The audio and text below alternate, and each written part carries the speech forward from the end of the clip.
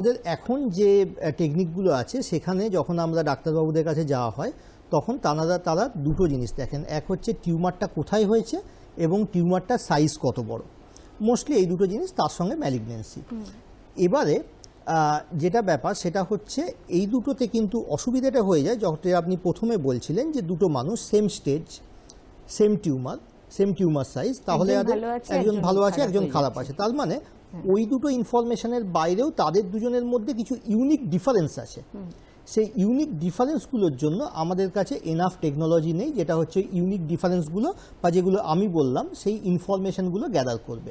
যেমন ধরুন আমি আরেকবার যদি এক্সাম্পল দিই যে কোনটা অ্যাগ্রেসিভলি ছড়িয়ে পড়ছে, কোনটা আপনি হলমার্কস বলছেন, একদম ঠিক, যেটা আমি হলমার্ক বলছি যে 10টা হলমার্ক আছে, সেই 10টা হলমার্কের আমরা আমরা স্ক্রিনে দেখছি সেটা যে হলমার্কগুলোর কথা আপনি বলছেন। হ্যাঁ এক্স্যাক্টলি, এই হলমার্কগুলো তারা ইজিলি আর কি ডিটেক্ট করে দেয় যে এটা হচ্ছে কোন হলমার্ক, এবং তাহলে কি ডাক্তারবাবুদের কাছে আরেকটু ইনফরমেশন থাকে। আমি একটা উদাহরণ দিয়ে বলছি, ধরুন দুটো দেশের যুদ্ধ হচ্ছে, আমরা কিন্তু আরেকটা দেশের মানে কোন জায়গাতে, মানে পুরো ম্যাপটা আমাদের কাছে আছে, কোন জায়গাতে কতটা সৈন্য আছে এবং সেই সৈন্যদের কাছে কতটা আর্মস বা এভলিউশন আছে সেগুলো আমরা সব জানছি।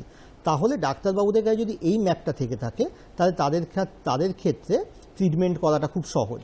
যেমন ধরুন যদি কারো খুব অ্যাগ্রেসিভ হয় তাহলে হয়তো তার জন্য একটা অন্য ট্রিটমেন্ট, এবং আরেকজনের যদি অ্যাগ্রেসিভ না হয় তাহলে তাকে হয়তো অতটা হাই ডোজ কেমো বা অন্যান্য ওষুধ দেওয়া দরকার পড়বে না। যে কোনো স্টেজেই আপনারা এটা ধরতে পারছেন? হ্যাঁ, এইটা আমরা যে কোনো স্টেজেই এটা আমি ধরতে পারি, এবং সেটা সবথেকে বেশি ইম্পর্টেন্ট সেটা হচ্ছে with the accuracy of 96 to 99%। মানে আপনি কি বলছেন যে আমাদের যে মেথডসগুলো ছিল ডিটেকশনে, নির্ণয়ের, তারা টিউমারের অ্যানাটমিটা বলতে পারত, একদম ঠিক, আপনারা টিউমারের বায়োলজিটা বলছেন, ভিতরকার ব্যাপারটা বলছেন, তাই তো?